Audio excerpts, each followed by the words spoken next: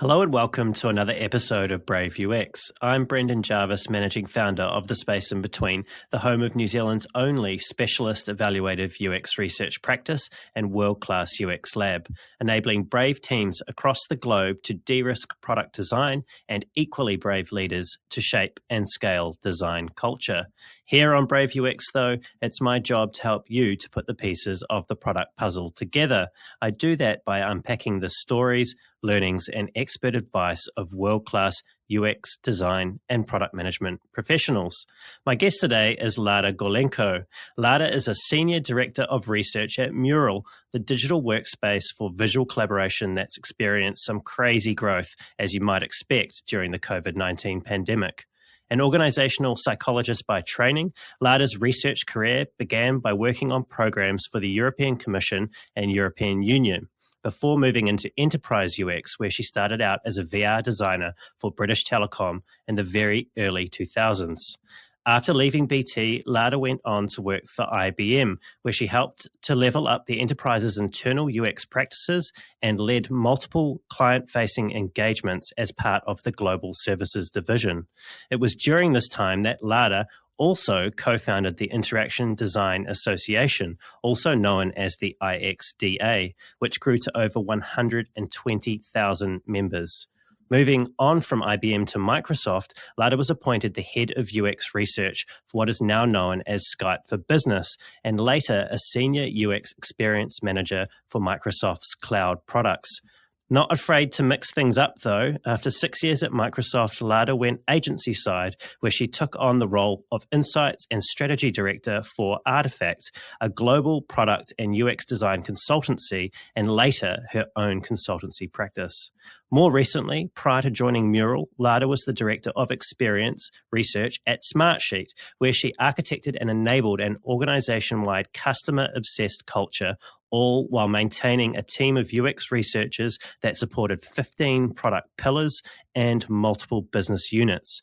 Someone who is adept at understanding and managing complexity at scale, who embraces massive challenges and describes herself as having unlimited passion for what she does. I'm looking forward to seeing where this conversation may take us. Lada, welcome to the show. Good day, Brandon. Thank you very much for having me. And it sounds like a really, really long career, so you're probably aging me, but I am impressed. One of the things that I really enjoy about these conversations is doing the research into the person who I'm going to be speaking with. And Lada, for our conversation today, something that stood out for me is that you studied a Bachelor of Science as well as a Master's of Social and Organizational Psychology at Karazin University in Ukraine. Now, I Googled that university, and I have to say the buildings do cut a rather imposing Soviet-era shape on that horizon. Now, what was it like studying there in Ukraine not that long after the fall of the USSR? It actually was during the fall of the USSR that I was in university. And it was really interesting time because there was lots of change was happening around us. And specifically for me and my fellow classmates, psychology was a very new subject. We had 25 people in my class, and not every university did psychology. So we didn't even know what we were going to do after we graduate, apart from being scientists. And during that time we were studying, a lot of things were happening and changing, and we almost starting seeing our different career paths being formed in front of us. So the change had happened and kind of opened our eyes to what we can potentially do with our degrees. And UX, unfortunately, or fortunately, wasn't one of them back then. What was it like, though? Take us back to sort of the mood that you were living and experiencing during that time of rapid change as a student. You know, what does it feel like? Was it terrifying? Was it exciting? Where did it sit with you? It all started a few years before that, in 1985, when I was still at school, and Mikhail Gorbachev came to power. So by that time, I was at university where already the change was normal. And it's an interesting state to live in when the change is normal and you don't know what's going to happen the next day. But I think that the kind of lesson from that period was a lesson of flexibility and living one day at a time and being very adapt to change. That's partially what I always say carry with me to this day is, while we all try to make big plans, be aware of the immediate surroundings, and I would never end up where I am right now if I had a big grand plan for my life and I followed it, because there were so many opportunities for change along the way that I followed. So I think that kind of the formative period of that years had a big impact on my career, although this is probably the first time when I articulate it, because no one ever asked me that kind of question.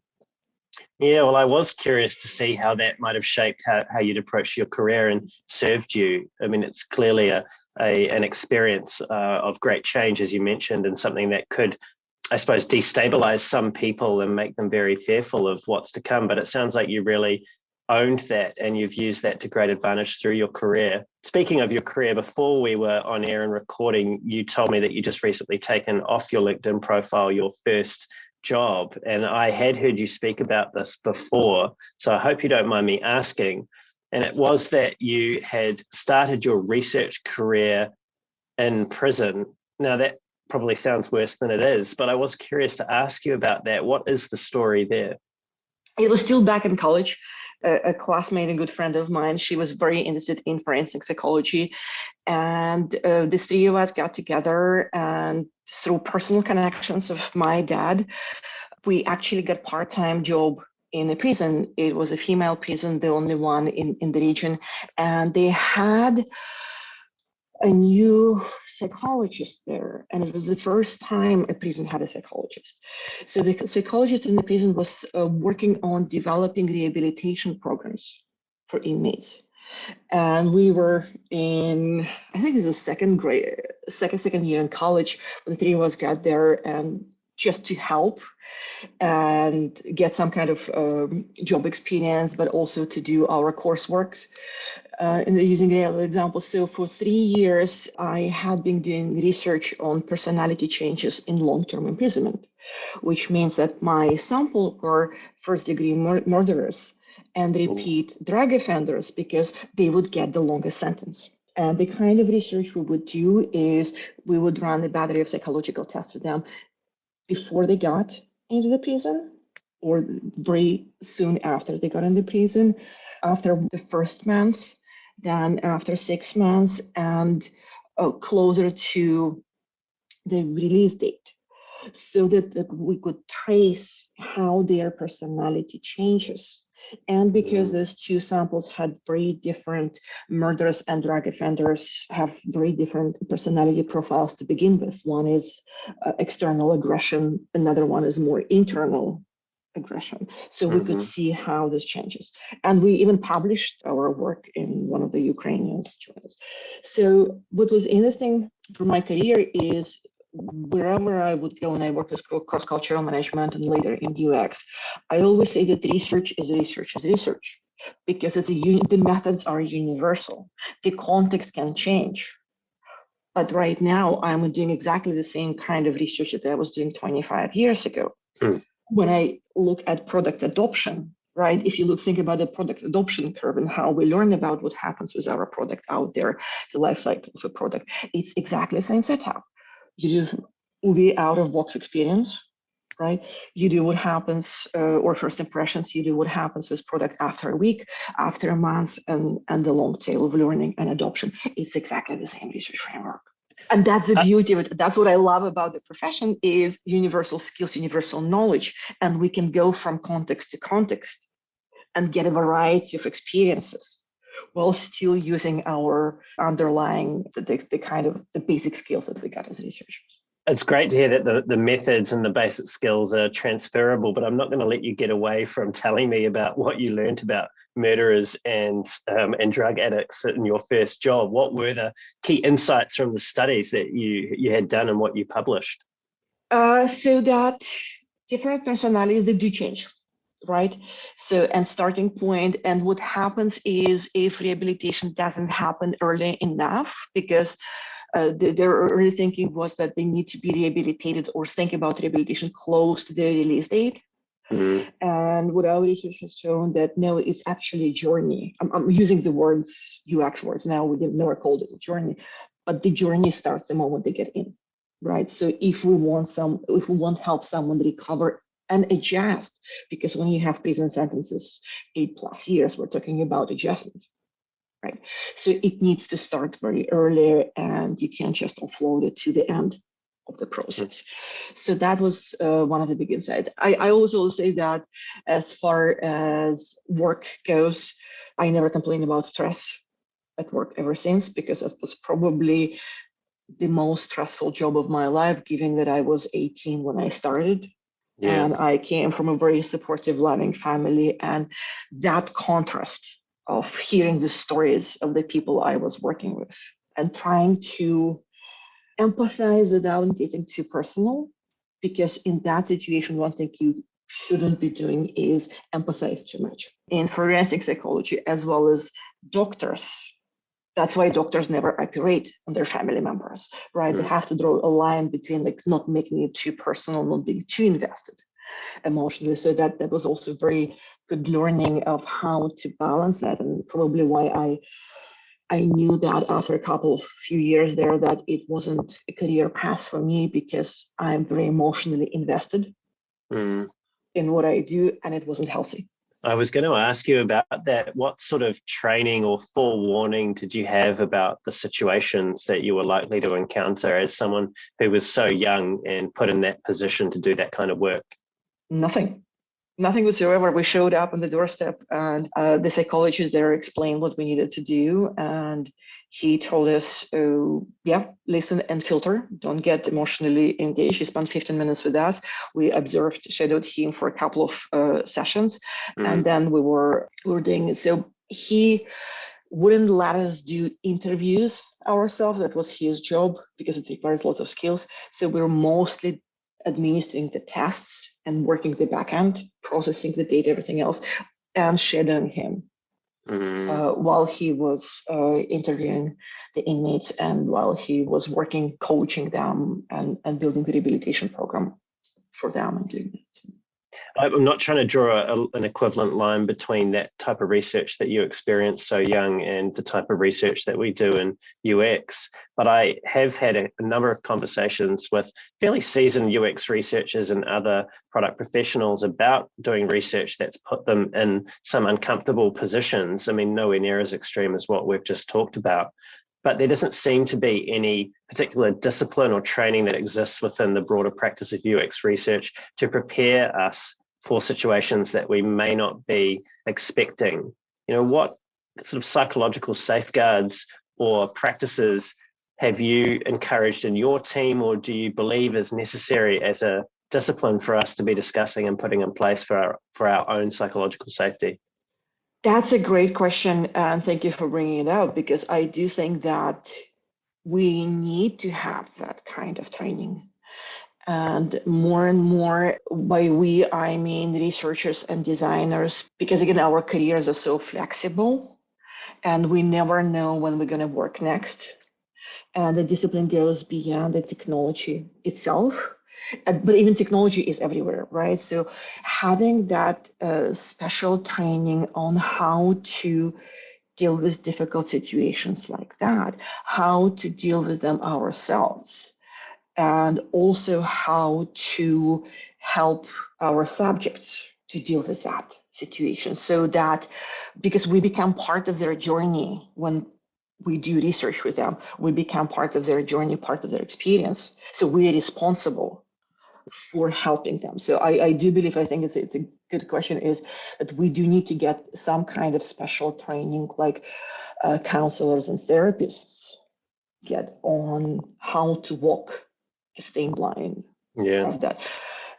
I want to come back to your family, Lada. You mentioned that you grew up in a very loving and supportive family, and that was a huge contrast between the people that you encountered in prison. Now, I understand that choosing to be a UXer wasn't necessarily an easy choice. In fact, you've said in the past that in your family, medicine is what people do when they grow up. And you said that your mother once accused you of betraying family values over your choice to be a UXer. How serious was she? She was pretty serious, because I was the first one to deviate in my family from that family history of being a doctor. And I think that her first reaction was disbelief. She's like, what do you mean? I was like, what? And that's not for me. I was like, no, you're just kidding. And that's sort of the state of denial. I think she went through the 7 stages of grief, right? And the first one was denial, and then she went to bargaining, and then she went to the rage. How dare you are, dude? But I wanted to be, when I was in high school, I wanted to be a journalist. I wanted to be a journalist because that's what was, again, because I didn't know much about psychology back then. It was my way to engage with people, to tell a story, to get the story out of someone, right? To do the kind of research without calling it research. So that was my idea of being a journalist. And my parents had a friend who was a journalist at one of the main Russian newspaper, and he told me once, my mom asked to ask him to give me professional advice, and his professional advice was very simple. He closed the door to my room and told me, that was back in the 80s. He said, Lada, there are 2 oldest professions in the world. One of them is journalism. It depends on you how much you want to bend over backwards, but you'll have to. In the environment where we live, you'll have to. So if it's not something that you can live with yourself, try to find something else, and try to find a profession that would still let you channel and embrace what you love. But you won't need to sell your soul as often as we do back in the Soviet Union journalism. Right. What a warning that was. I mean, what wow. a warning it was, yeah. Right? And that was it. And we came out of the room, like, okay, mom, I'll look for something else. And psychology came as something that, again, well, storytelling, engaging with people. Why do you want to be a journalist? Kind of being a good journalist, he knew how to ask really good questions. So even a couple of questions later, it's like, well, look at this and look at that. So I stumbled upon psychology, and then I stumbled upon UX, and that's probably a story of my life. I always say, like, I want to have a tattoo. The only thing that prevents me from having a tattoo is no one can come up with a symbol for it, and the symbol is serendipity.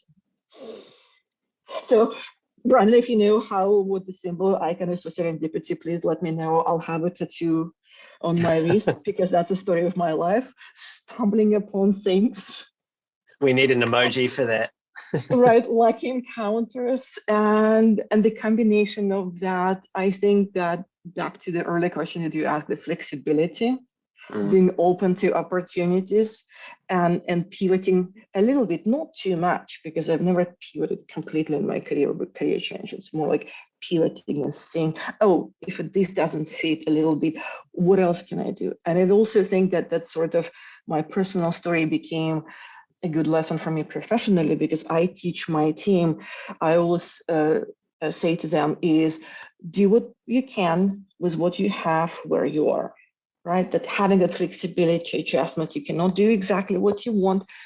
There's always a way, there's always another solution in the same direction. It won't be exactly what you want, but as long as you understand the underlying motivation, the underlying needs, not the wants. Again, another thing I always say, like, I don't care about what my customer wants, I care about what my customer needs, right? And I think that coming to that level of needs rather than wants helps us see opportunities. It also seems to me to be a way of approaching research that should actually take some of the weight off the members of your team that are actually doing the research, and something that often I would say in most disciplines, but probably more so in UX and design, people hold on to perfectionism quite tightly. And I think having that flexible mindset, that must be quite liberating for your team members. I hope so. It's interesting enough. It's also probably very difficult to master. And a good example here is it's very easy to have a discussion guide or put together a discussion guide and follow the discussion guide during the interview, right? Because you have your time to prep in advance. I always say to my team, there are places for discussion guides, but when you talk to subject matter experts, or when you talk to power users, when you talk to people who understand the conversation, the best discussion guide is the absence of discussion guide. The best discussion guide, in this case, talking to subject matter experts, is to tell them what you want the outcomes of the session to be. And as long as they understand the outcomes, they can take you on a journey that you didn't know existed. Pretty much probably like right now, I'm sure you had some planned questions, but as I answer, you have new questions in your head, I can see, right? And follow the lead. So a lot of that, what I'm trying to teach my team and researchers is have an idea in your head, but have an idea of what you want to achieve, not the questions you want to ask. And then follow the lead and follow the conversation, because we don't know what we don't know. Right? 100%. And You're telling me to close my discussion guide right now. no, I'm telling you to have it if you're short of questions, and if you don't have, it's late for you. I know your imagination doesn't work and would ask next. I want to get to question 3, Lada, and you Have it and haven't let me forget get it, to question right? 3. Come on. Have it and forget it. No, I love it. It's so true. Actually, every conversation that I prepare for the podcast, of course, I prepare for it. I need to understand sort of how the person that I'm interviewing sees the world, at least how they see it publicly. But ultimately, the conversations always go in very, very different directions. Sometimes I only cover 10% of my pre-prepared questions, and I just like to see where things go. Now, you've been exhibiting a bit of this behavior already, Lada, and it's that you've described yourself in the past as someone that other people have described as being a troublemaker or a pain in the ass. But your words, not mine, right? And someone Yes. that, and this one's particularly harsh, the design Gestapo. Why have you been described that way? Because I have opinions. And your now good friend, Dave Maloof, good friend of mine, he once coined a term for me. He called me passionated. That stands What does for that mean? passion. That stands passionately opinionated. Right. And I think we both share that the gold medal for Dave and I having that term that describes both of us, passionated. No, honestly, I think that why I'm a troublemaker, because I speak up, I stand up, and I don't care about the rules as much when they don't fit me or they don't fit my team. I love keeping things legal, and I love making things ethic, but beyond being legal and ethics, I think that we are here to create your own rules. And partially that's, again, yes, I grew up in my formative years where in times everything was changing every day and all the rules were broken and new rules were formed. So yes, it's part of my generation where I come from. Also probably part of my personal upbringing, because my mom, being very strong character herself, would always encourage me to do what's right and speak up and do what's right. So there are multiple cases in my school life where she would defend me in front of school principal, saying, "Well, I'm sorry, but she was right and you were wrong." Speaking truth to power, as they say. And not every parent would tell school principal, What did your mother do? Where did she get this sense of confidence and ability to speak so frankly? She's a doctor. She's a pediatrician, and she is, in a sense, a unique doctor because she has intuition, what she calls intuition. But I think in Malcolm Gladwell's term, if you've read his Blink book, is intuition is experience, a lot of hours experience, plus risk-taking. So what's special about my mom is quite a few times in her professional life, she diagnosed her patients with very rare diagnoses, that 0.0.1%, one case in 100,000, one case in a million. And even being a young doctor, she was brave enough to say, no, this is not the mainstream case. I believe that this is the super rare one in a million case. And everyone would look at her like, who are you to decide? And she was right.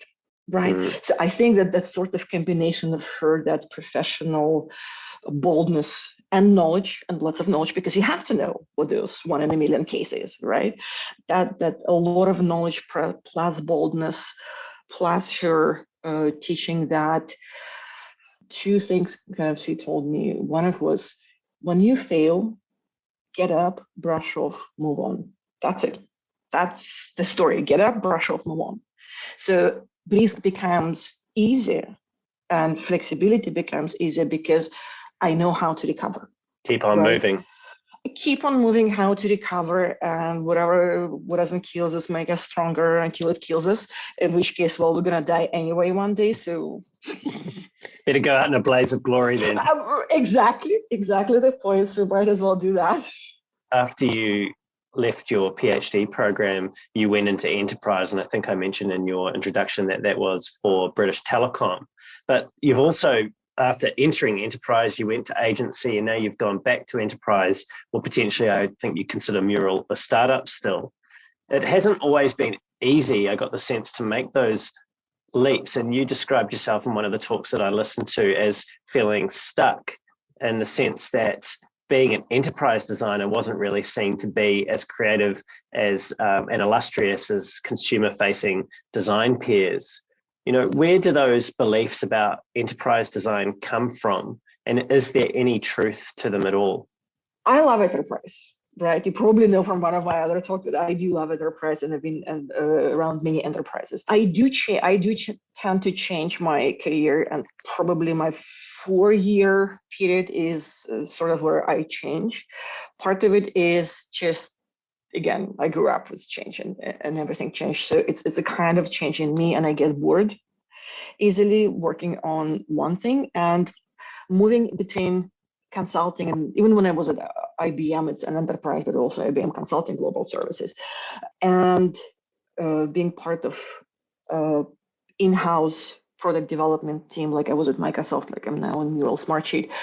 The good story about it, I like being T-shaped, and I think that when I'm consulting, I get the breadth. I get a different kind of projects, everything from, I was working with Intuitive Surgical on surgical robots, to working with big technology companies, to working with government agencies when I'm there. So it's really interesting, the breadth. But then being a consultant is just, you scheme, you're not there to see your work or your ideas through. And then I go back in-house, and that's my vertical T. And getting the depths,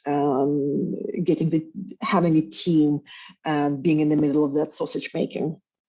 And then I get bored working on one product or even one suite of product. I need variety. Well, at least you're true to type.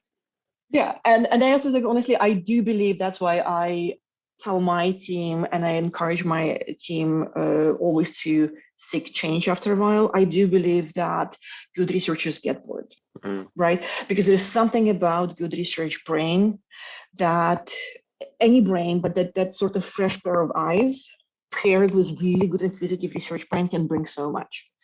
So, for example, at Smartsheet, what we did, I had a team of about 7, 8 researchers, and whenever someone would leave, we would have a position. I would first ask my team if anyone wants to take the open role that we have. So I don't care who we hire for which position. You guys want to take the role that's just been vacated? Fantastic. You take that role, I will backfill for your position. Or during performance review conversations, annual performance review conversations, I would ask them, do you want to rotate? While staying within the same team, do you want to go to different pillar? Do you want to have something else? And usually folks within 2-3 years would say, yes, please, because I have exhausted as much as I love my immediate team. My brain isn't, satisfy the curiosity, and my brain is no longer there. So let me go to a different pillar, different part of the product. And the benefit of it is cross-pollination, because we have the same people, and learning, especially in fast-growing teams where there are becoming lots of silos, because you have to move fast, autonomy of different pillars, everything else. So that rotating researchers, when they rotate every couple of years, becomes cross-pollination. We bring together the knowledge and what's going on, and at the same time, I'm able to keep people without them leaving, while giving them something new once in a while. Yeah, I was going to talk to that as well, or just get your perspective on that, because there is a bit of a perspective out there, at least that still exists, that big enterprise UX is boring and full of bureaucracy, and not necessarily as attractive as its exciting B2C brands or startup culture. What have you experienced, and what can you say to that in terms of the complexities and the levels and types of challenges that exist in enterprise UX, and why is that something that people that are considering a career in UX should really think twice about? I'll say the same that I said 7 years ago. Nerdy is the new sexy. And what do you mean by And that? and what I mean by that, and I think enterprise problems or designing for enterprises, designing business applications is really interesting at the system level because you're designing systems. You're designing not for individual consumption, you're designing for group consumption, you're designing for multiple personas. The things that you often have are contradictory things. For example, right now at MURAL, we are, or in any other company that I've been to, we're designing, for example, sharing model, how Smartsheet shares, how collaborative products, how we share them with that. You typically would have a couple of two pillars, growth pillar and enterprise pillar.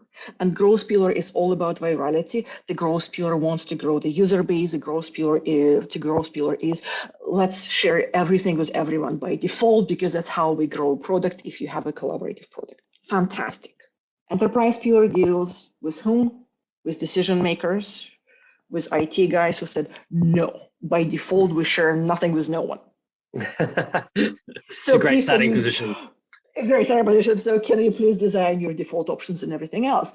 So, and what happens is, even though those two pillars belong to the same product team, because they kind of in different side of the spectrum, growth in the enterprise and user facing and IT facing are the different part of the product spectrum, they rarely talk to each other.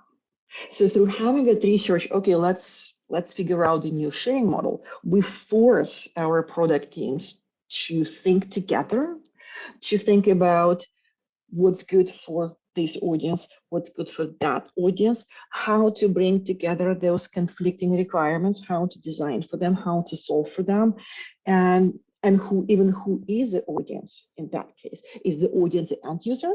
Or is the audience the IT decision makers? Because who cares about end users if IT decision makers never approve our product in a company, right? So the whole that system design complexity and multi-layer solutions and multi-layer problems and how to deal with that. So I think for someone who it's very intellectual work to some extent because of it has so many facets.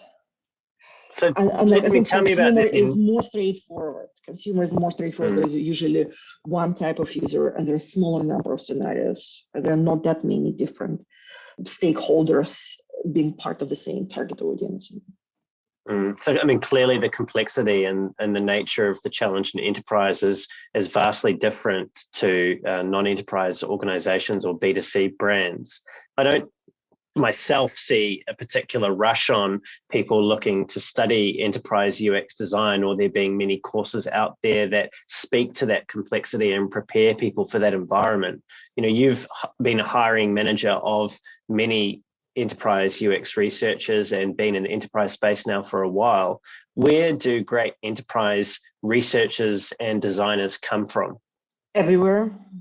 I'm a firm believer in I think research is a really interesting discipline, and I do believe that being a good researcher is a combination of professional skills and personal skills more than any other probably product job.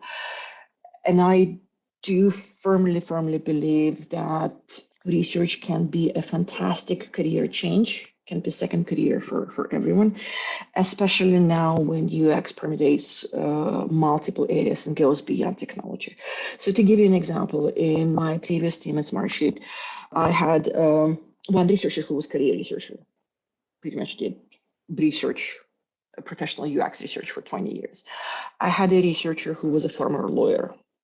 I had a researcher who was a former structural engineer. Talk to me about attention to detail. We even called it INS test. If something passes in, in terms of detail, you get all the I's dotted and T's crossed, because of that's what structural engineers do, right? They test buildings. God forbid something slips through the cracks, or God forbid there are any cracks. Right? I had another brilliant researcher who is a former teacher. I had a researcher who came from customer success. I had a researcher who served in the military, as far as I know, was IT support in military. So we had a variety of people and variety of walks of lives and previous careers. And I think that made us very strong as a team because we brought that personal experiences, and because ultimately that allowed us to see what others won't necessarily see. Because just like I said, the research is research, and I do the exact practice exactly the same method they did in a prison. But because the prison context taught me something, right, that I bring to my product adoption and everything else, research life, is I do believe that having that variety of experiences, especially in enterprise and being system thinkers at different levels, and people who have gone through career transition, they're probably better systems thinkers by default because they knew how to apply their previous skills and everything else to the new one, right? So they see that their own, through the lens of their own career, and being having a multifaceted career. I wouldn't say they're better than others, but I think they're good at seeing enterprise as that multi-layer system where we need to unpeel the onion and see beyond the surface. So it sounds like what you're saying is that the strength that the team had was that they all came from different perspectives, and they had previous careers, in some cases as teachers or lawyers, and it was that enabled them to interrogate the research questions from different angles, and collectively that was a strength. Yeah, and I do think that, so for young researchers, I would advise, there are pros and cons going enterprise, and when I give career advice to young researchers, it's like, you decide for yourself. There is no good way or there's no right path, because if you're a young researcher and you start at enterprise, big companies, they have processes, they have rules, so you will learn the process much faster, right? You will learn how sausage is made. You'll have a set of rules. You learn the big picture of enterprise, different stakeholders. You will learn how to work together as marketing department and customer success and the whole ecosystem faster. So you will have a bigger picture of learning of the kind of the complexity of the world. But you might get bored because you will be probably assigned to a feature or feature area on one product pillar. So won't be much variety here. There will be a big variety of the world, but not much variety within your narrow research focus. If you start in an agency, you will have the breadth, you will learn a lot, but you won't necessarily have an agency because it's project in and out, you won't have the depth. And then your recommendations can be good, but still surface level, because ultimately at the end of the day, researcher and especially designer, I do believe that they need to know how the sausage is made to give good recommendations that are viable and feasible, not just inspiring. Yeah, and this highlights a deep trend, doesn't it, to UX expertise drifting towards the sausage factory and being inside the enterprise, and less reliance on external agencies to provide that insight.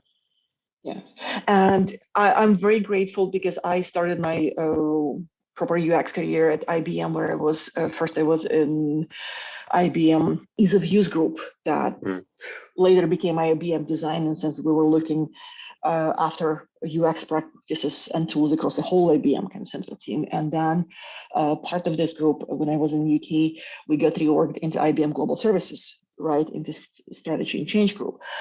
So consulting. So I had lots of interesting work there, but when I got an offer from Microsoft, I came to my team and I told them, guys, I have an offer from Microsoft. What do? I don't want to leave. I love you. And they pushed me out for good. They pushed me out saying, go and learn how the sausage is made. You will never be a good consultant if you don't know how the sausage is made, if you don't know what it takes, if you don't know the trade-offs that people will have to make down the line.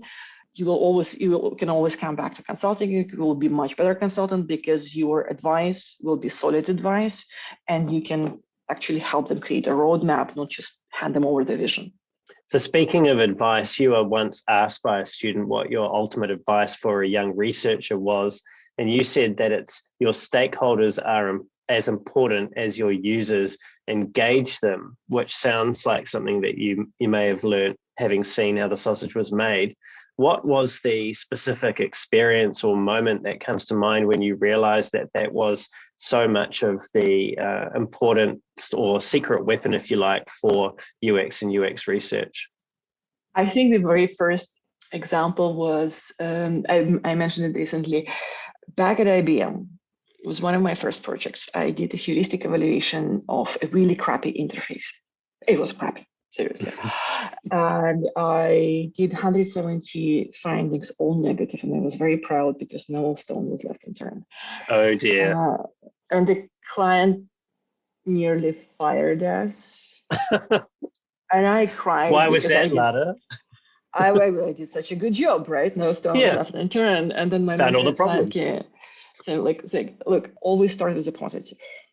I was like, they're not so crappy. There is nothing we can do. No. Go back and do a diligent job of actually finding something. There's always something to build upon.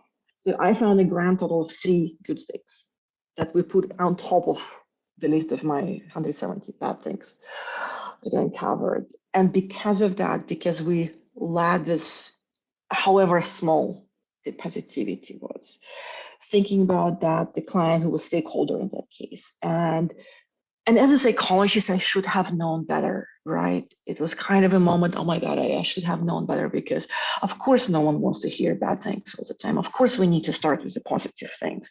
Of course it will shut people down if we do nothing but negative criticism and everything else. How didn't I think about it? And that was probably the moment, like, yes, stakeholders matter, because ultimately if the client rejects my beautiful, wonderful, super smart findings just because they're pissed off with me, right? It's not going to be good for the end user, for the customer.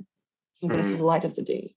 And a similar situation, and then on and on and on, is ultimately when I'm in the house, it's my own product teams, is no matter what I want to do for the customer, guess who's going to do it? My stakeholders. They are there to implement it, right? So I need to bring them on board. I need to motivate them to do better job. I need to do them. So it always starts with our own team, because if we don't engage our own teams, the improvements will never see the light of the day, right? It's just the example I just mentioned. Like, who cares about end users if IT doesn't approve our product in the company? There won't be any end users. Well, I think we've just discovered the reason why usability was such a unloved art for so many years. It's because all we did in usability was tell people that they had problems. Yeah. Now we've solved that one. I think we can move on to the next thing here, which is related to what you were saying about involving stakeholders. And that's this common objection that people in research actually give quite often, which is, oh, my stakeholders, they don't have time to get involved in research. What do you say to that? You didn't try hard enough. And it depends on how you get involved in research. I'll give you an advice. So once at Microsoft, we had a super big project, super expensive. It was like tons of shit of money. And it was a project that where stakeholders were VP level people from multiple Microsoft divisions. And Microsoft is known for not talking to each other, different teams, right? So I had to really deal with different stakeholders. And what do? How do you engage all of them, because they don't speak usually? So I think it was our second beer or third beer.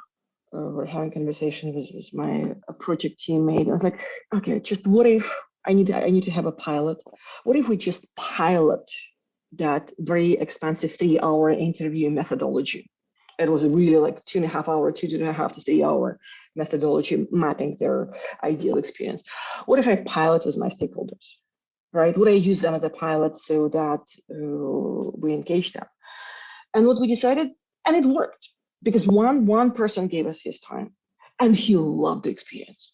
And he told everyone, oh my God, Lada, you need to do the same exercise as all the others. I mean, they're a VP. No, I'll tell them that you need to get their exercise.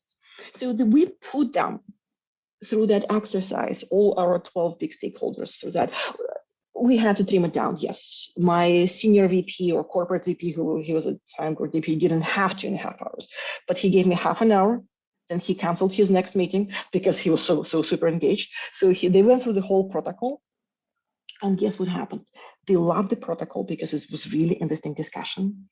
It was about them, not about the product. So they got the message that the most important part of discussion, not talking about the product, talking about them as people. And what happened after that, they were eager to see the results of the study like never before. Like, oh, what is coming? How did we do? Because they're competitive people at that level. So how did we do? Did we do as good as users did? Did we do? And what happened at the end that we presented, we did analyze, we hold them as control sample. We did analyze the results and we presented the results first.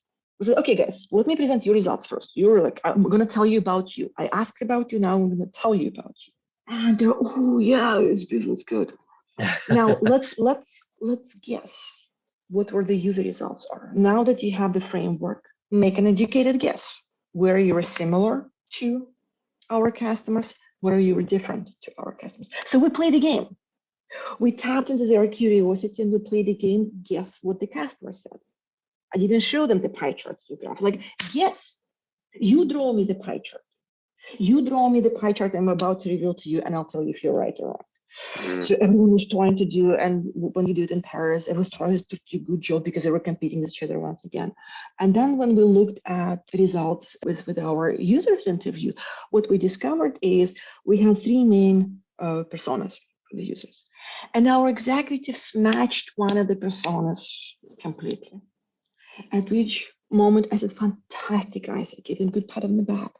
Fantastic, beautiful. I don't need to do research for that persona. Whenever I have a question about that persona, I'll come to you. You are my target user. I get it, but you are 1/3 of my target users. Now shut up and listen about the rest. Okay?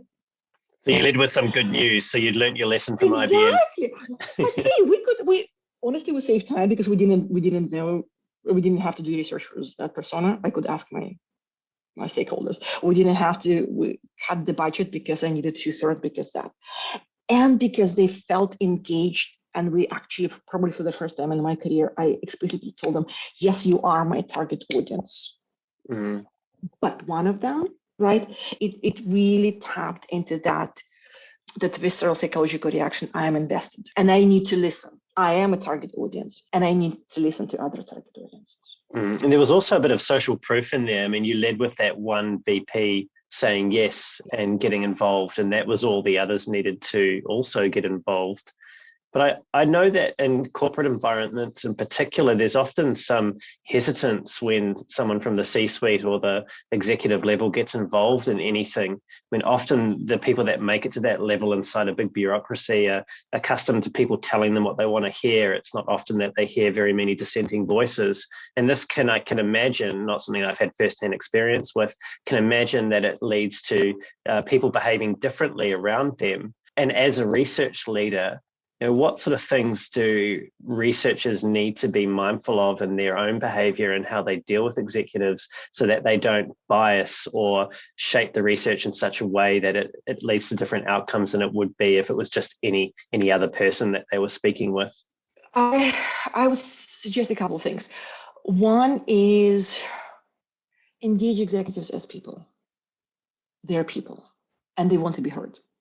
Right. So what I would suggest doing exactly like what I just described is in whatever way, shape, or form, engage executives in understanding what they think, almost like do the baseline, an executive opinion on a topic, if it's important. What's the baseline? What do they think?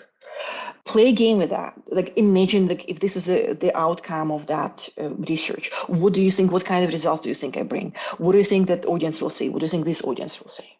Right?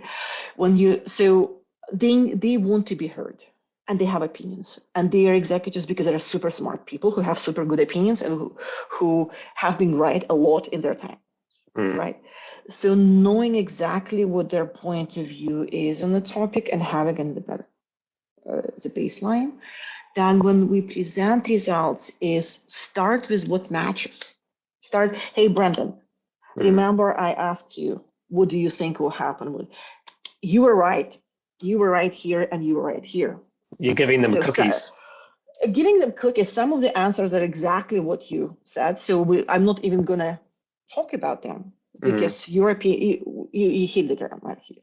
Now, these are the things that didn't match. And instead of just saying you were wrong and now I'm right, is help me understand why they didn't match. Help me figure out.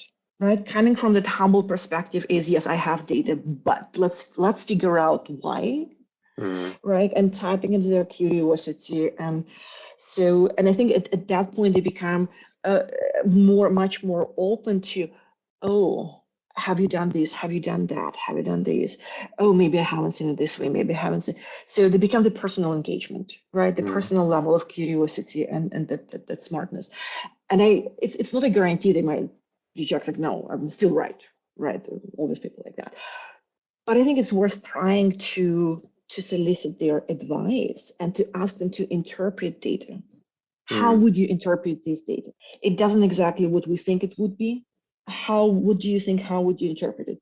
And if you ask different people, how would they interpret the data for you, right? You'll get that multiplicity of opinion and people thinking about, oh, have you thought about this perspective? Have you thought about that perspective? Maybe it's because of this, maybe because of that. No, I haven't thought about it because I'm not the smartest person in the world. Anyway, right? And also the trick that really worked well for me, very tactical one, is before showing them any data, show them empty graphs and pie charts and whichever your data presentation, and give them the time. Like, okay, guys, I'm about to show you the persona distribution we played in Smartsheet, or we had different jobs to be done distribution pie chart or graph. Here is your piece of paper. Here is your screen. Draw a chart. How do you think that? What do you think is going to be on the next slide? I love it. It's playing a game, right? You're playing a game with them. Again, have it 5 minutes, and again, and then flip it. And this is how things are. Like, ooh. Yeah, gets them thinking, and it's probably the most fun they've had all day in their meetings, to be honest. Exactly. It's fun, but engaged. And I think that when we fail as a discipline, typically is we give them the results. And we tend, like, designers don't like sharing, the work that's not ready. Well, it's a good design question is, when are we ready to share things with users, when are we ready for feedback? Well, there's no such thing as being ready for feedback. You show your designs, and you like, show them now, right? And in the same thing, as researchers, we don't have necessarily that ethic of showing our unbuttoned results or our raw. It's like, show and engage people in conversation. Ask them to help you interpret the data, rather than give them the final solution that they are not invested in. It's not theirs. They have to work for it in order for them to absorb the insights. They have to work for it, and they have to create their own insights. So facilitate the insights, don't give it to them, because otherwise there are not insights. That's a huge point, a really big point. If anything, we often run the risk of boring them to death with process before we give them the outcomes as well. But I really like what you're saying about involving them in the process of analyzing the data and helping them to contribute to that. Gamification. Yeah, 100%. And opening up that, that mystery about, okay, so I thought it was this, but it's not. What's it going to be? It sounds like you're really involving them in the process, and so that they're more committed or more interested in knowing what that outcome might be. Now, I don't want to oversimplify things or over-romanticize UX research, but it sounds like what you're saying, Lada, is that being effective in UX research at the enterprise level is as much about winning the hearts and minds of stakeholders as it is about the thoroughness or the way in which you practice the actual gathering of the data and interpreting of the results. You're absolutely right. And I've come a long way, because I was trained as a scientist. I was trained as a hardcore scientist, short of having a lab coat, on me. And science was everything for me, and rigor and thoroughness was everything for me. And I think that we do and we should be combining that, the thoroughness of doing research, with the fun of doing it, because I do believe that I have the best job of all possible jobs, so don't tell anyone, but I do have the best job. I love it, and it's awesome, because I get paid for learning, right? New things every day. And I think that being an artist and performer as much as a scientist and a journalist, right? And an improv artist and a teacher and everything else, these are all the skills that we need to have as part of our training. And I think some of them can be trained in school to the point like the school needs to give us or some formal training on how we deal with difficult audiences and everything else. And some of them is probably life lessons, right? How we deal with stakeholders and everything else. So yeah, it's a combination. And how we get over ourselves is also something that I'm hearing from what you've been telling me, you know, this sort of embracing of opinion, because often opinion in research circles is kind of held at arm's length. You know, it's sort of not viewed in the same light as understanding and observing behavior. But what you've said is that there's actually a really important role for surfacing opinions. And if it's not necessarily the opinions of your user, it's the opinions of your stakeholder. So you can align them and you can involve them in what it is that you're trying to achieve. Yes, I completely agree with you. Now, I also looked at your talk, which was titled Make My Day. And you said in that talk, I no longer worry whether stakeholders will adopt my insights. Why don't you worry about that anymore? Because they have their own insights, and they're not my insights. The insights, true insights, happen in their own heads. And my job is not to bring insights to them. My job is to facilitate those light bulbs go on in their heads. It certainly sounds like you have a lot of fun doing that. They can't say no to their own things, right? They cannot say no to if it's theirs, right? If they have a stake in the game, if they've been there through the process, if it's their insights, they can't say no. Yeah, it's almost like a reframing of the relationship between research and the rest of the business from what can sometimes be set up as an adversarial relationship, not necessarily the way that the rest of the business views research, but sometimes I feel like researchers feel like nobody listens to them. You know, there's a bit of that kind of like teenager kind of attitude, like, why aren't they, what they're paying me for this, why aren't they listening to what I'm saying to them? If no one listens to you, you talk too much. Maybe I should talk less. And on that note, no. I'll bring things down to a close. It's time, unfortunately, for us to entertain that. You know, there's something that I've been asking a few guests about lately, and you're someone who, as per your LinkedIn profile, says that you value candor above diplomacy, which I think is perfect for this question. And that is, what are we not talking enough about or taking seriously enough as a field in UX at the moment? I think we're not talking one of the things we're not talking enough is what we mentioned earlier in the game, in the interview, is that our own well-being, right? And how to have those difficult conversations, how to navigate those conversations with customers and stakeholders, where we do need to push and press sometimes and go into the uncomfortable zone to get better insights, to get better. So I think there is a training that needs to happen there. I don't think we talk enough about research and UX in other areas of life outside of technology in broader sense. Like I'll give you an example is a couple of years ago, I was a program director of Interaction, the IXDA conference that happened in Seattle. And when we looked at submissions, there were a number of submissions that we decided we have to have as a theme. There were submissions from designers who work with terminally ill patients, like designing for end of life and death. And even having that topic on the conference agenda was the kind of knee-jerk reaction, you know, this like, oh, do we want to talk about that? Okay, yes, we absolutely must talk about it. And it's the most fascinating topic or that session we had, because this is where things matter. This is where things truly matter, right? It's not just designing for patient experience, it's designing for end-of-life experience, in which case there are so deep ethical questions. Like we had a discussion with that is, are you designing for the one who is dying, or are you designing for the one who is living? Whose experience is that, right? Whose experience matters most? Or designing what happens that, you know, with your digital afterlife and things like that. So I don't think we address those difficult to talk about subjects that are in dear need of our professional help Yet, on the one hand, that not many people go there, and we don't talk about it there, right? Because everyone feels uncomfortable.